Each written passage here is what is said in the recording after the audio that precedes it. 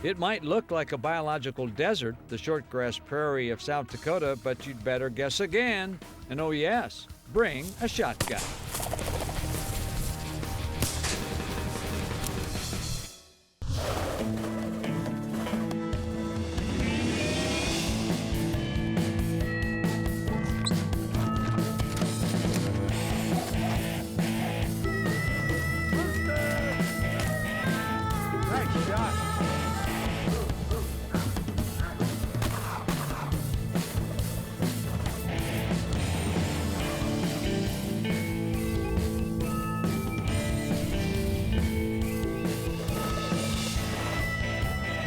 The Flush, presented by Federal Premium Ammunition and Pheasants Forever.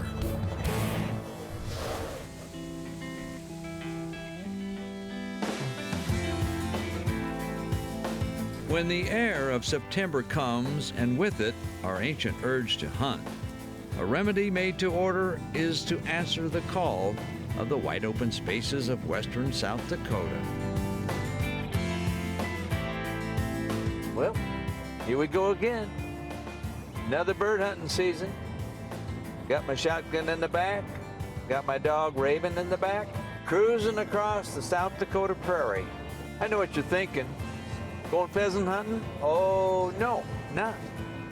Gonna hunt what's called out here prairie grouse. Those are sharp-tailed grouse. And if I'm lucky, I'll run into some prairie chickens.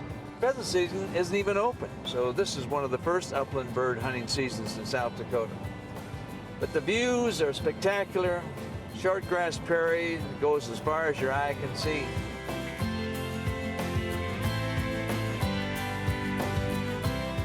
And when you reach this historical river, the mighty Missouri, you know you're about to enter a magical place in America's West. Well, how's that for $1 million view, huh? That's the mighty Missouri River behind me. And down below, little river town of Chamberlain, South Dakota. But what's really interesting is all that prairie behind me. See it way out there? That's where the prairie grouse live. Come on, Raven, time to go hunting.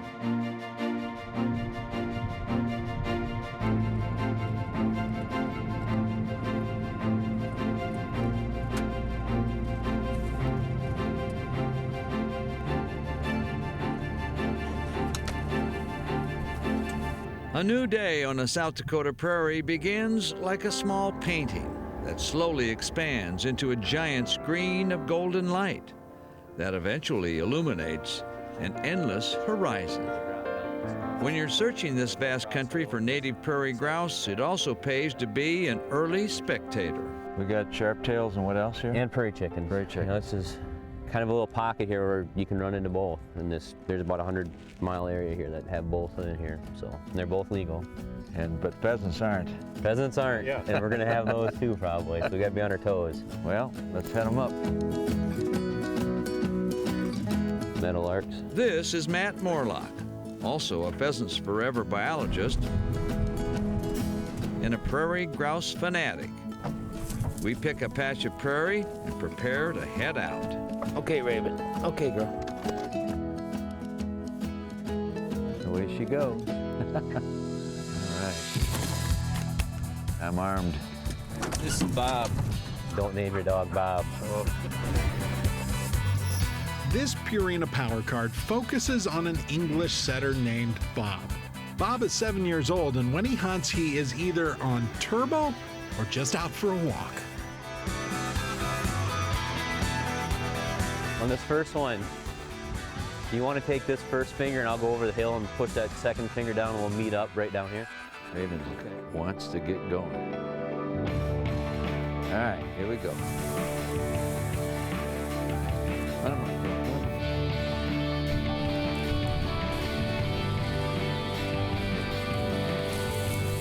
Nothing there, girl, huh? Can't find him? Can't find them? That's a common lament for a prairie grouse hunter. So many hills and valleys, so many miles of unending grass. All of it potential hangouts for the two native game birds that inhabit this country, sharp-tailed grouse and prairie chickens. This ground here, never seen a plow, never seen a plow. So theoretically, you could be the first person who never stepped right there. These grouse could be anywhere. So I'm looking there, you just have to keep your eyes out. Raven looks a little birdie. Uh-oh, looks like Matt found something. Oh my. And it's something that goes on a lot, especially in Western South Dakota during droughts, is we get an outbreak of what they call EHD. Don't ask me the scientific name of that. Commonly it's called blue tongue, and it comes from biting flies, black fly. And you know, circle of life, you see here, this buck tipped over, and coyotes came up and found it and scavenged it, and on the cycle goes. So too, the cycle continues for us as we hunt for prairie grouse. While above, another hunter sails overhead, playing its own role in the cycle of life. It flushed two there. Then it flushed back up. When hunting Western South Dakota for sharptails or prairie chickens, the obvious always comes true. These prairie grouse can be anywhere there's a blade of grass. They erupt into the sky with no warning and fly to where your legs don't want to go. All right, man, so you hear my gun go off? I did. Was it successful? I know you're gonna be surprised, but I missed. And by the time I had to figure out if that was a hen pheasant or a prairie chicken, that took, you know, a few seconds. And when I decided it was a prairie chicken, and then I shot way behind him. Huh? That's normal. And he landed about 3 miles over there. They do that too. That's normal too, isn't it? That's the grouse hunting, right? That wraps up grouse hunting to a T. What I find is I've been hunting pheasants for so much that when I'm walking out here, my mindset is to look for where the pheasants might be. You don't want the strong, the thick cover. You want this, you know, these nice hill edges. Well, on to another plan, huh? The other plan was to take on another chunk of rolling prairie. The three of us and our dogs spread out to begin the march.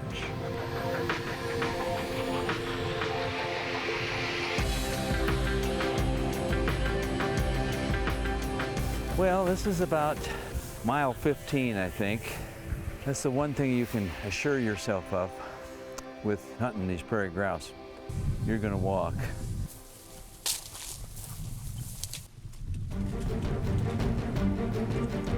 Suddenly, dogs were pointing, Got a point down here. grouse were flushing, and coyotes were leaving the country. In all of this, Here we go, right here. Matt drew first blood. Look at that, Bob. Nice prairie chicken. One bird down, Took a quick shot at him and got him. then more in the air.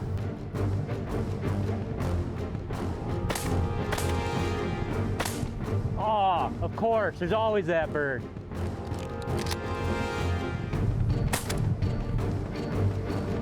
I don't suppose you got that one. Good bird, another chicken. Another prairie chicken. Nice barring on it, look at that. That's what we're here for. That's why we walk all that way. It's unique. One day it can be as easy as a pheasant hunt. Not that pheasant hunting's easy, but the next day you could put on 5-6 miles before you get to them. And you can plan and think, well, I think I kind of know what they'll be doing today based on the weather and the wind, but it's not always the case. And they'll fool you. They'll be where they want to be. Speaking of weather, yesterday our prairie hunt had turned into a cold monster with gusts of wind enough to lean on. Over on the river, not even seagulls could fly upstream. Nevertheless, we were determined, if not a little stupid. This bird hunting is supposed to be enjoyable, and usually it is. But today, I don't know how long I'm gonna last. Mojo is the focus of today's Purina Power Card. Mojo is a German short-haired pointer. He's a male who's 4 years old and is an absolute huntaholic. Wow. They must have just been here. We're gonna put some birds up. Just out of this wind a little bit, so We'll see what happens. All right. Get on him quick, huh? Yeah. All I can say. You got that right. Let me tell you what. If a bird gets up in this wind, don't bet on me, okay? To me, it's worth it. Every step is worth it because it's just something that you can't do everywhere. Come on, let's go hunt them up.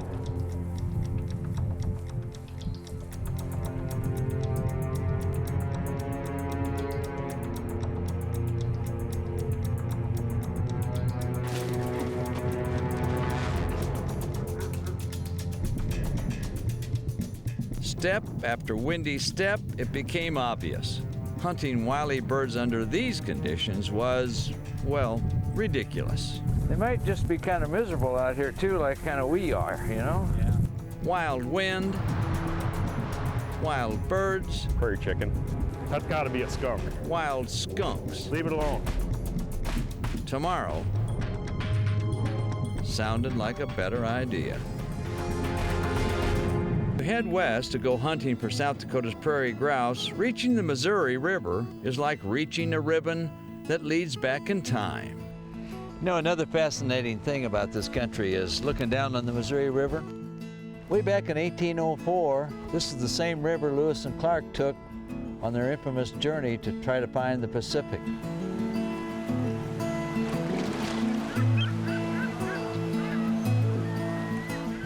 Now, of course, the river's all changed. But those hills over there, those are the same hills that Lewis and Clark looked at. They haven't changed much since 1804. There's a channel break line, old channel. Chamberlain resident Jim Rustell has his own Missouri memories, all geared to catch walleyes. Well, there's really 2 or 3 main methods.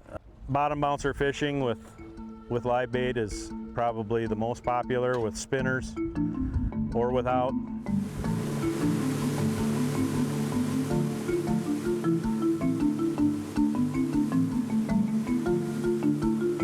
One late afternoon, Jim offered to take me out on his river pontoon and explore this part of the Missouri now known as Lake Francis Case. A nightcrawler hooked to a spinner was the bait. The rest of walleye fishing is a hunting game. Well, I can't even get a bite. I don't know why that is.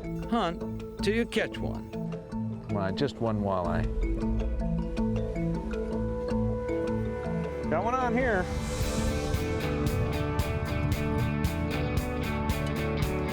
Oh yeah, well, they're beautiful. 15 inches. No. No. Half-inch short. Well, first fish anyway. You've been getting all the bites, so I'm not sure how much longer I can take that. You trade rods? No, that would be embarrassing then.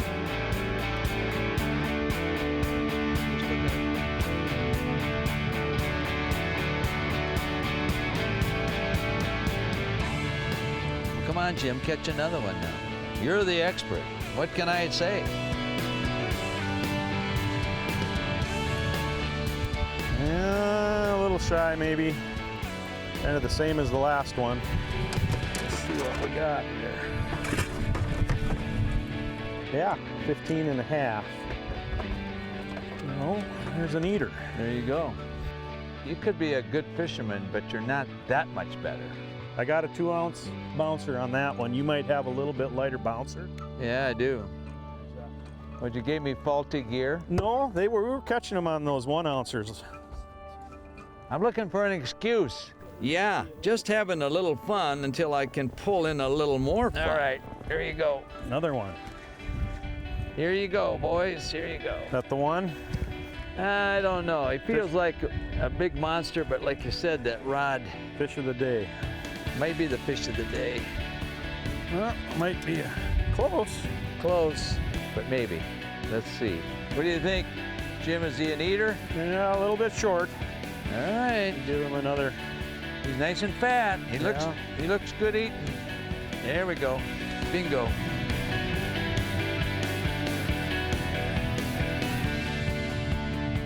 Another beautiful fish. All right, you grow up. Thank you very much for your time. You know, if you haven't been catching anything, and then you finally do, you become gleeful. I'm gleeful. With grouse in the hills and walleyes in the river, well, does it get any better? I'd call it number one in my book. I just love fishing this river. The walleye fishery is pretty consistent up and down the whole river, and it's year-round. Coming up, we'll return to the prairie and resume our search for the bird species that watched Lewis and Clark go by.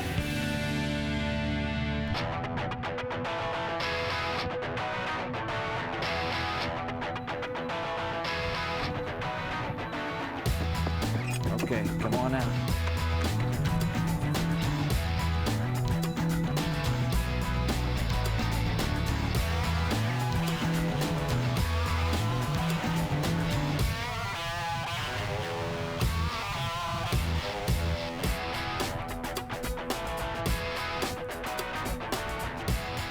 They like these windswept, open hilltops, and for big cover for them is, buckbrush that gets 3 feet tall at most.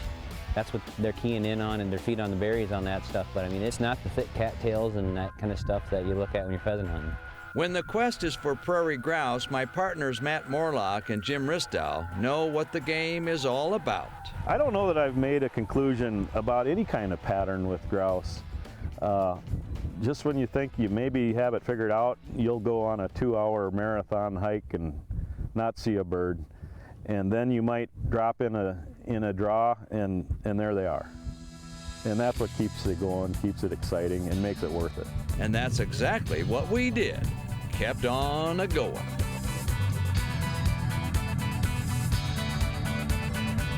There goes another one. Fine, yeah, you're on the 3rd shot. Bring him here, buddy. Good dog. Good boy. Good boy, buddy. Yeah.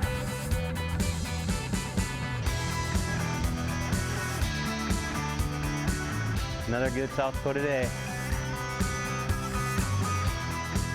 For no obvious reason, They're too far away. suddenly we were into birds. All prairie chickens, helter skelter.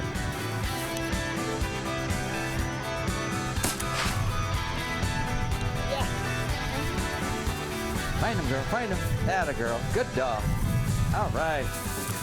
Oh, you got a little life in you. Good dog. Oh, a prairie chicken, huh? Beautiful. Hi, Raven. Good girl.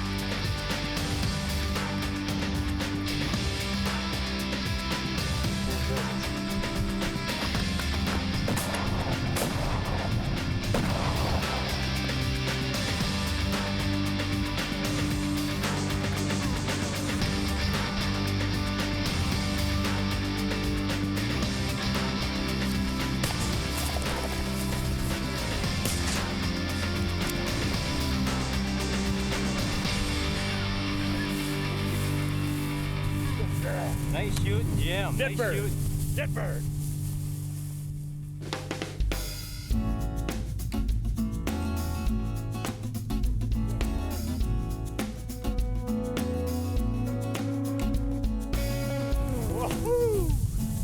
We walked in on them expecting one, and there was 2. Boy, that's a pretty bird there. And got the double. That doesn't happen every day, No. I'll tell you that.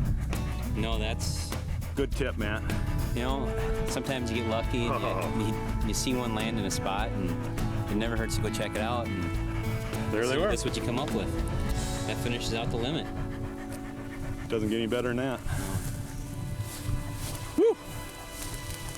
For folks that have never seen a prairie chicken versus a sharp-tailed grouse, what's the difference here, if we can explain it? Well, there's 2 real big things to look for.